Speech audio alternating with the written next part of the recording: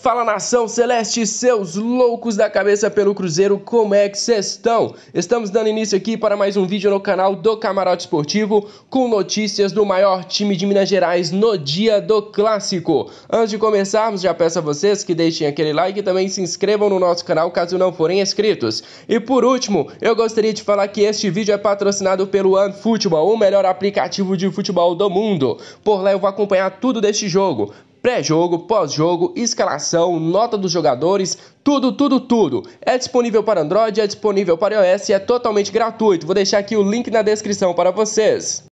Ontem nós tivemos a notícia da possível saída do zagueiro Manuel, que realmente não joga mais pelo Cruzeiro. Ele mesmo já entrou em contato com a diretoria do Cruzeiro, falou que tinha negociações muito avançadas com o Fluminense e com isso o Cruzeiro deve liberar o jogador antes mesmo do término do seu contrato, para fazer uma economia no seu salário. Olha só, a informação que chegou para nós é de que o Manuel recebe quase R$500 mil no Cruzeiro. Realmente é um salário fora da realidade do Cruzeiro. Eu, primeiramente, fiz uma crítica do Cruzeiro ter demorado tanto assim para a renovação de contrato do Manuel acontecer e com isso acabou perdendo o jogador para o Fluminense. Só que tem realmente um porém. Se o valor salarial do Manuel for na casa dos R$500 mil mensais e na possível renovação ele não quisesse diminuir ali para a casa dos 300, eu também não renovaria o contrato do Manuel. É um baita de um zagueiro, é o jogador titular do Cruzeiro, mas 500 mil, galera, é muito dinheiro. Só para você ter ideia, nem o Fábio, que é o maior ídolo da história do Cruzeiro, não recebe 500 mil. Por que o Cruzeiro vai pagar para o Manuel este valor? Ele é um bom zagueiro, ajudou muito o Cruzeiro, agradeço demais aos serviços prestados pelo Manuel, mas não dá para continuar. Realmente, a renovação de contrato não deveria acontecer nestes moldes, a não ser que o Manuel realmente quisesse ficar no Cruzeiro, a não ser que o Manuel realmente quisesse abaixar o salário. E quando chegou o interesse do Fluminense, a renovação de contrato se tornou totalmente inviável, até porque o Fluminense disputa a Copa Libertadores, o Fluminense está na parte de cima da tabela, então o Cruzeiro não tem como concorrer com o Fluminense neste momento. Por isso, a opção do Manuel de sair foi totalmente compreensível. Você sai, Renato, com tal... Não, cara, muito obrigado, Manuel. Você voltou no ano passado, nos ajudou demais. Estávamos na zona de rebaixamento, você chegou e nos ajudou demais. Segue sua carreira, desejo felicidades para você, não tenho mágoas, fez o seu trabalho aqui no Cruzeiro, mas infelizmente foi sábio da parte da diretoria do Cruzeiro não renovar o seu contrato. Eu falei, é muito mais vantajoso você pagar 300 mil para o Manuel, que é uma coisa certa, do que pagar 150, 100 para o Eduardo Brock. Mas a partir do momento em que, por exemplo, o Carlos Ferreira, que era daquele trabalho lá do núcleo dirigente transitório do Cruzeiro, ele trouxe a notícia para nós de que o Manuel recebe mais de 400 mil, quase 500 mil mensais por mês, eles têm razão. Não dá para renovar o contrato do Manuel, é fora da realidade do Cruzeiro. A diretoria do Cruzeiro precisa dar exemplo. O Fábio não recebe este valor. Por que o Manuel vai receber este valor? O Fábio que é um jogador mais importante do que o Manuel. Infelizmente aconteceu e agora vamos apoiar a garotada da base. Eu já falei para vocês, volto a afirmar, o Cruzeiro não precisa contratar zagueiro. Nós temos diversos zagueiros capacitados para esta posição. Eu não estou falando do Eduardo Brock, eu estou falando do Everton, eu estou falando do Paulo, eu estou falando do Giovani, estou falando do Guilherme Matos, jogadores das categorias de base do Cruzeiro que tem totais capacidades de enfrentar essa Série B, de enfrentar este campeonato mineiro. Então, para mim, infelizmente o Manuel saiu, mas nestes moldes é realmente a solução certa a se fazer, não renovar o contrato do jogador. Quem é que se lembra do lateral direito Jonathan, ex-Cruzeiro, jogador que recentemente deixou o Atlético Paranaense e ficou livre no mercado? Se você se lembrar, algumas semanas atrás ele concedeu entrevista à Rádio Itatiaia, onde foram feitas diversas perguntas para ele. E uma delas perguntas era se ele voltaria para o Cruzeiro na atual condição financeira que o clube se encontra no momento, até porque o salário do Jonathan no Atlético Paranaense era acima do teto salarial do Cruzeiro. E ele não hesitou, falou que sim.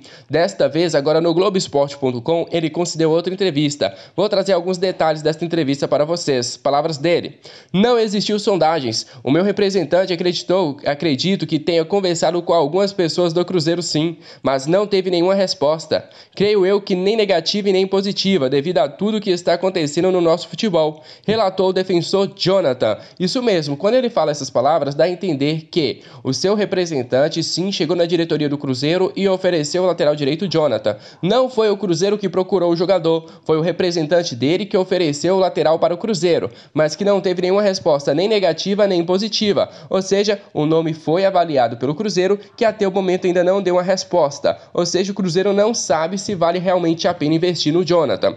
O lateral também foi especulado no Sport e no Botafogo recentemente, mas ele afirmou para nós, não chegou nada de concreto, não chegou nenhum tipo de proposta oficial para ele neste momento. Jonathan falou sobre o começo no clube, que defendeu por 6 temporadas, palavras dele: fiz muitos amigos ali dentro, tenho muita história para contar desde a base até o profissional. Assim, eu tenho um carinho pela instituição, pelas pessoas que trabalham ali e ainda trabalham. A torcida, no início da minha carreira, pegava no meu pé com razão, disse o lateral direito Jonathan, né? Claro, a torcida criticava muito o jogador, mas ele ficou por 6 temporadas. Depois que ele saiu, ele rodou o mundo, rodou aí o futebol europeu, se tornou um jogador mais experiente. Mas é como eu já tinha falado para vocês algumas semanas atrás, será que vale a pena investir no Jonathan? Eu, particularmente, prefiro investir no jogador do Ramon Rocha, jogador que chegou recentemente. Não sabemos ainda se esse jogador é bom assim, mas é um jogador que pode trazer um retorno financeiro para o Cruzeiro no futuro. O Jonathan, na minha opinião, só viria para o Cruzeiro com um contrato de produtividade, um contrato baixo, um contrato de apenas uma temporada, para ver se o jogador realmente vai render. Fisicamente, nas últimas temporadas, ele vem caindo muito de nível. Então, por isso, eu não sei se o Jonathan estaria capaz, fisicamente, de ser, por exemplo, o titular do Cruzeiro na Série B. Nós temos o Raul Cáceres, que é um cara que dificilmente desfalca o Cruzeiro. Então, eu acho muito difícil o Cruzeiro levar à frente esta contratação do Jonathan. Então, por isso, eu não coloco expectativa nenhuma na contratação do lateral direito. Olha só, neste domingo nós temos um clássico entre Cruzeiro e MRV. E um ponto que não poderia deixar de ser ressaltado é sobre o torcedor do Atlético, que toda a temporada falou as seguintes frases: Cruzeiro é ex-rival, Cruzeiro acabou, golear o Cruzeiro é obrigação, menos de 5 não comemoro, Série B, Cruzeiro nem incomoda mais, e tal, e isso, e aquilo. Mas nas vésperas do clássico, sabe o que aconteceu? Na tarde de sexta-feira, a Galocura, torcida organizada do Atlético, teve uma reunião com o Hever, com o Guilherme Arana, com o Victor, que nem é mais jogador, e também com o Rodrigo Caetano, que é o diretor de futebol. O intuito da conversa foi motivar os jogadores do clube para o clássico diante do Cruzeiro. E tem uma plaquinha falando assim: clássico é guerra. Ué, eu não tô entendendo mais não. O Cruzeiro não era ex-rival? O Cruzeiro não tinha acabado? Por que vocês estão com tanto medo assim de não vencer o Cruzeiro? Será que estão preocupados de não vencer o Cruzeiro? Torcedor cruzeirense, vocês têm uma expectativa grande neste clássico? Temos, mas a obrigação de vitória é nossa? Não. Não é nossa, nós não temos o maior investimento. Mas clássico, galera, é pegado.